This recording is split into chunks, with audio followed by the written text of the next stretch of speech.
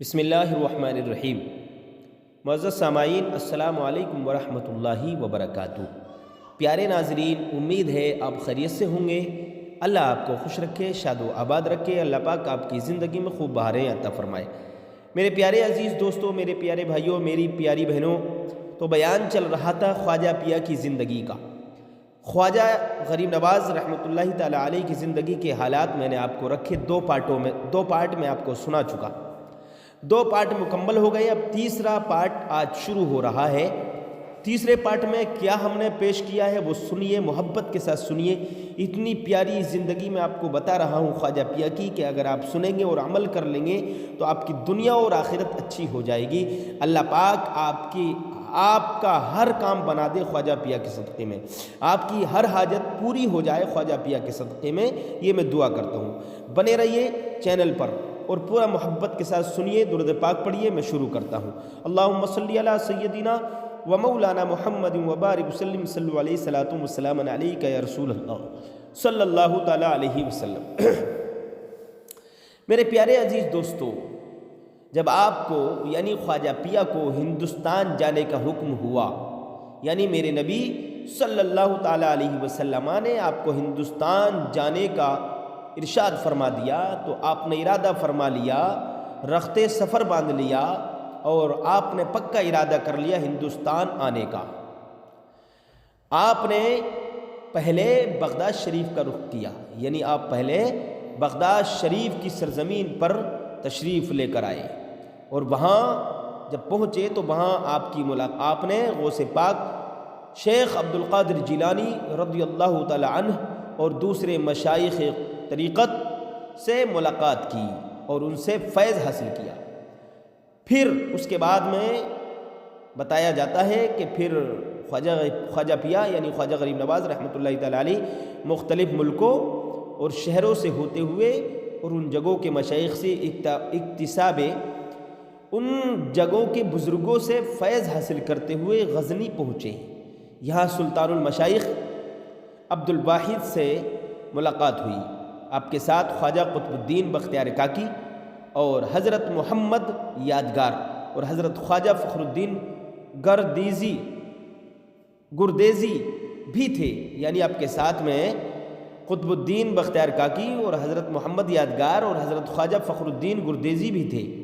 اللہ والوں کا یہ نورانی قافلہ ہندوستان کی سرحدی علاقہ پنجاب میں داخل ہو گیا۔ سبحان اللہ، سبحان اللہ۔ جس وقت خواجہ صاحب ہندوستان میں داخل ہوئے، سلطان شہاب الدین محمود غوری اپنی فوج کے ساتھ پرتھوی راج چوہان سے جنگ ہارنے کے بعد واپس جا رہے تھے، غزنی واپس جا رہے تھے۔ ان لوگوں نے خواجہ صاحب کو دیکھا کہ وہ واپس آ رہے تھے اور خواجہ پیا ہندوستان جا رہے ہیں، تو خواجہ پیا کو روکنا چاہا، لیکن آپ کو اللہ کی ذات پر پورا یقین تھا، پورا بھروسہ تھا، پورا اعتماد تھا، اس لیے آپ چلتے رہے، آپ نہیں رکے، یہاں تک کہ لاہور پہنچ گئے۔ لاہور میں حضرت داتا گنج بخش علی بن عثمان حجویری کے مزار پر قیام فرمایا، باطنی فیوز اور برکات حاصل کیے۔ آپ کو باطنی فیض ملا اور برکتیں حاصل ہوئیں۔ اللہ والوں کی بارگاہ سے برکتیں ملتی ہیں۔ دیکھیے، یہاں سے ہمیں یہ بھی بات معلوم ہوتی ہے کہ خواجہ پیا اپنے بزرگوں سے فیض حاصل کر رہے ہیں، تو کیا ہمیں اللہ والوں سے ہمیں فیض نہیں مل سکتا؟ کیوں نہیں ملے گا؟ یہ ہمارے بزرگوں کا طریقہ ہے، یہ ولیوں کا طریقہ ہے، یہ اولیاء کرام کی سنت ہے، بزرگوں سے فیض حاصل کرنا۔ تو آپ جب وہاں مزار پر حجویری یعنی حضرت داتا گنج بخش علی بن عثمان حجویری کے مزار پر جب آپ ٹھہرے، آپ نے قیام کیا، تو آپ کو وہاں فیض اور برکتیں حاصل ہوئیں۔ جب رخصت ہونے لگے تو جب وہاں سے آپ رخصت ہوئے تو وہاں سے روانہ ہو کر پٹیالہ ہوتے ہوئے آپ دہلی تشریف لائے اور دعوت و تبلیغ کا کام شروع کر دیا۔ جب آپ دہلی میں تشریف لائے تو آپ نے دعوت و تبلیغ شروع کر دی، اللہ کی وحدانیت کا اعلان کرنا شروع کر دیا، رسول اللہ کے نعرے لگانا شروع کر دیے، کلمہ لا الہ الا اللہ کی ضرب لگانا شروع کر دی، لوگوں کو دعوت دینا، کلمہ لا الہ الا اللہ محمد رسول اللہ کی دعوت دینا آپ نے شروع کر دی۔ آپ کی دعوت و تبلیغ کا انداز اتنا پرکشش تھا کہ دھیرے دھیرے مسلمانوں کی تعداد بڑھنی شروع ہو گئی اور تھوڑے ہی عرصے میں اسلام کا بول بالا ہو گیا۔ سبحان اللہ۔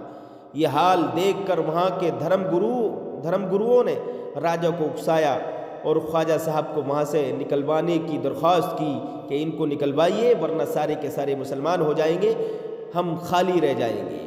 بادشاہ نے آپ کو وہاں سے نکلنے کی ہر تدبیر اختیار کر لی، لیکن مقصد میں کامیاب نہ ہو سکا۔ ان کو نکالنے کی ہر ترکیب سوچتا تھا، ہر تدبیر نکالتا تھا، ہر ترکیب نکالتا تھا، لیکن کوئی ترکیب نہیں چلی، کوئی تدبیر کام میں نہیں آئی، وہ کامیاب نہیں ہو سکا۔ بالآخر خواجہ صاحب نے خود ہی وہاں سے جانے کا فیصلہ کر لیا۔ آپ نے خواجہ قطب الدین بختیار کاکی کو وہاں چھوڑا اور 40 جانثاروں کے ساتھ اجمیر کے لیے روانہ ہو گئے۔ سبحان اللہ۔ اجمیر پہنچ کر ایک درخت کے نیچے قیام فرمایا۔ ابھی آپ بیٹھے ہی تھے کہ راجہ پرتھوی راج چوہان کے سپاہیوں نے یہ کہہ کر آپ کو بیٹھنے سے منع کر دیا کہ یہاں راجہ کے اونٹ بیٹھتے ہیں۔ خواجہ پیا ان کی بات سن کر آپ نے فرمایا، یعنی خواجہ پیا وہاں پر بیٹھے تو لوگوں نے سپاہیوں نے کہا، جو راجہ کے سپاہی تھے، کہ یہاں راجہ کے اونٹ بیٹھتے ہیں، آپ اٹھ جائیے۔ تو خواجہ پیا وہاں سے اٹھے اور آپ کی زبان سے یہ کلمات نکلے کہ اب راجہ کے اونٹ ہی بیٹھیں گے۔ تو ایک دن گزر گیا، اونٹ اٹھنے کا نام نہیں لے رہے ہیں۔ لوگ جوق در جوق خواجہ پیا کی بارگاہ میں حاضر ہوئے، غریب نواز کی بارگاہ میں حاضر ہوئے، عرض کرنے لگے، حضور وہ اونٹ اٹھ نہیں رہے ہیں، آپ فرما دیجئے، آپ دعا کر دیجئے، آپ کچھ کہہ دیجئے، آپ کی بات پوری ہو جائے گی، مکمل ہو جائے گی۔ آپ اللہ والے ہیں، اللہ کے فقیر ہیں، آپ صوفی ہیں، اللہ تعالیٰ آپ کی دعا قبول فرماتا ہے، آپ کی زبان جو آپ کہیں گے اللہ تعالیٰ اس کو پوری فرمانے والا ہے۔ آپ نے کہا کہ جاؤ، آپ کے اونٹ اٹھ جائیں گے۔ تو جب وہاں سے لوگ اونٹوں کے پاس آئے تو دیکھا کہ اونٹ کھڑے تھے۔ تو یہ اللہ والوں کی زبان ہے۔ میری عزیزوں، یہ یہاں تک میں نے آپ کو سنایا، اور اس کے آگے کل انشاءاللہ تعالیٰ آپ کو سناؤں گا پارٹ نمبر 4 میں۔ کل تک کا انتظار کیجیے۔ السلام علیکم ورحمۃ اللہ۔